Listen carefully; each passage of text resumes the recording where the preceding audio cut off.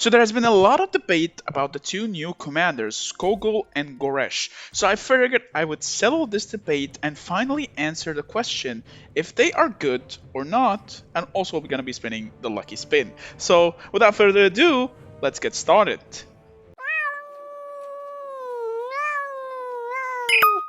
What is up guys, Meower here back with a brand new Call of Dragons video. So Skogul and Goresh have been out for a while and I think a lot of people have managed to test them out here and there, read more on their skills, figure out what the best talents are to work with them and what aren't. So the question remains, are they good enough? So before we respond to that question and we start spinning the lucky wheel, and as well just discuss them in general, don't forget to drop a like, don't forget to subscribe, and let's go. So I'm just gonna have a little normal discussion with you guys while we spin the lucky wheel and see our luck. Skogul and Goresh are a pretty interesting duo.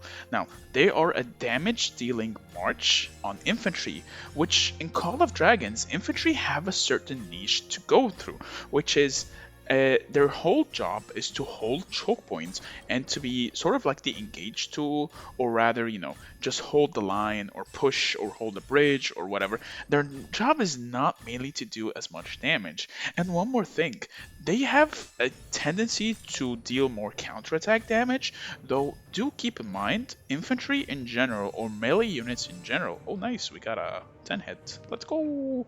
Or infantry in general or melee units in general in Call of Dragons have a certain limiter on them, which is that they deal inherently 50% counterattack damage to range marches, and the majority of fighting that happens gets carried by range marches. Like if you watch a big fight or something, you notice that the vast majority are archers and mages, and a very small percentage is infantry or even cavalry. And cavalry is not even that viable these days, outside of just like maybe flying calves, or if you're able to flank. Also, our luck is awful today. What is going on, bros? God damn, where's the luck? uh,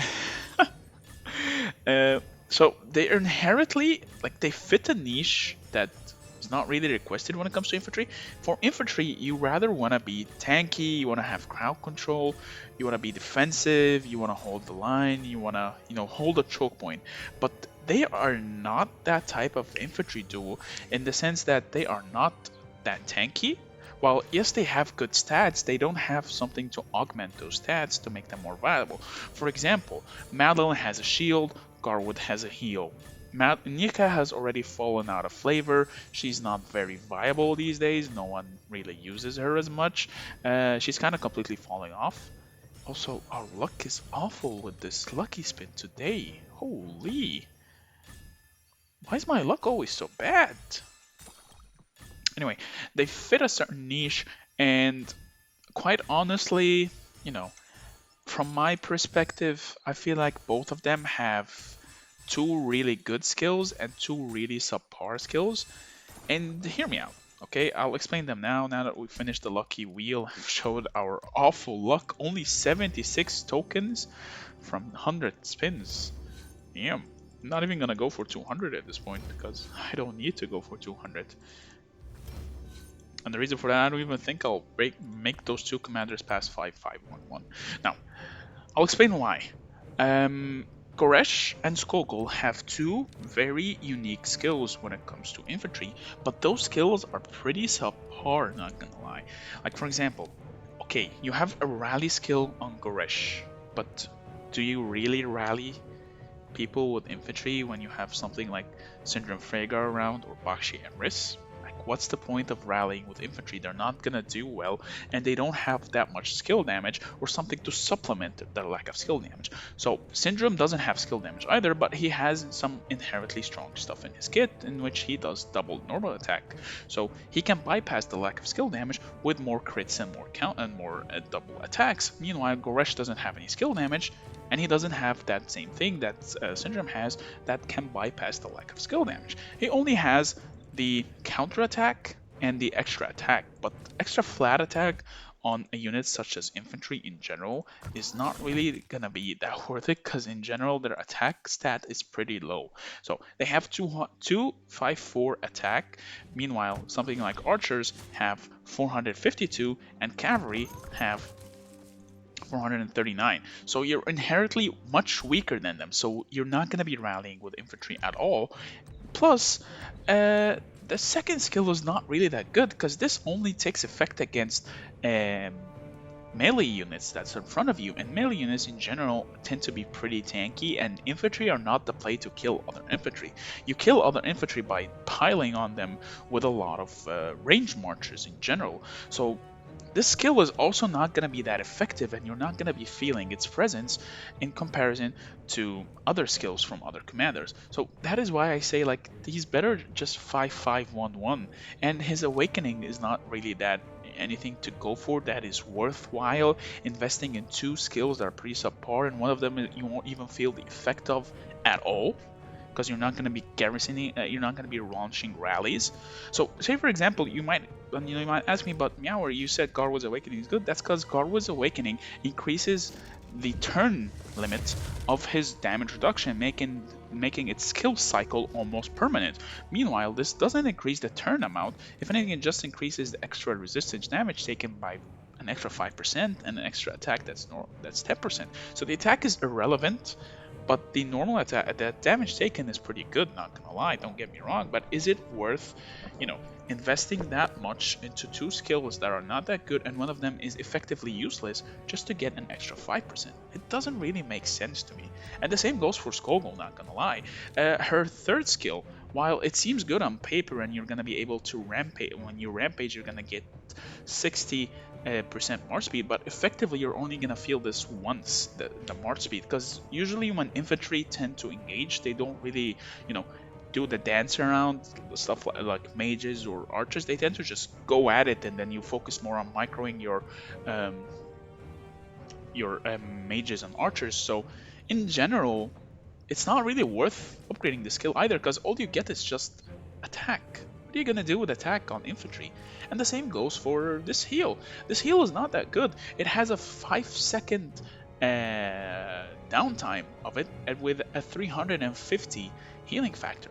And then the awakened skill is just 10% more counterattack. You can get that for free from the artifact itself, the Spiritborn Toric. Like, I don't get me wrong, it's decent, but is it worth investing in a useless skill and a skill that is subpar just to get 10% extra counterattack, when, again, I want to emphasize that infantry units already start at 50% counterattack?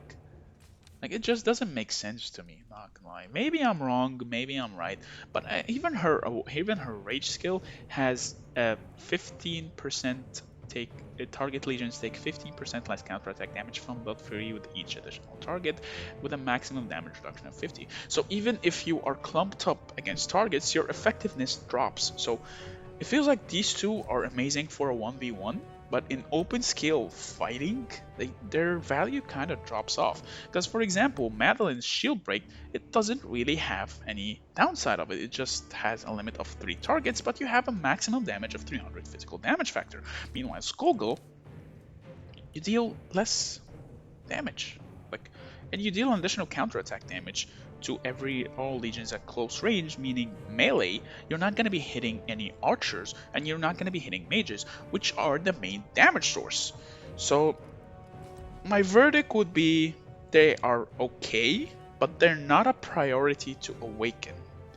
They should be kept at 5-5-1-1 and used as a backup march if your main march of Madeline and Garwood is tapped out.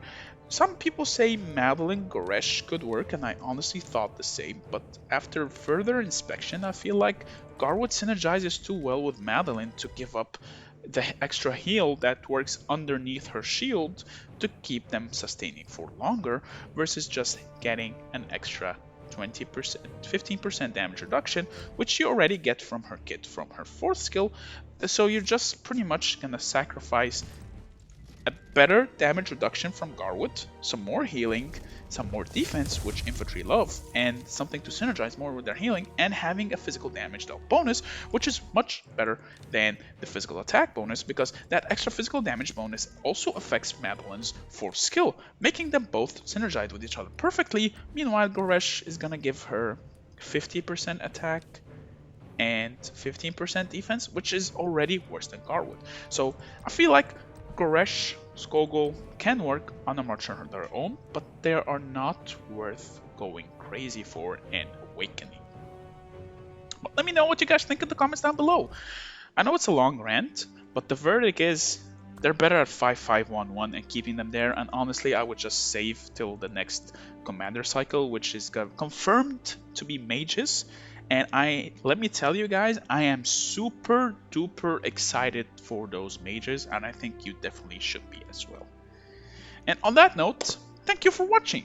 I hope you liked this video, and I hope you laughed at my luck, because you know, we don't have luck on this channel, we only have bad luck. So on that note, thank you so much for watching. Don't forget to drop a like, don't forget to subscribe, and I will see you in the next video. Meow meow.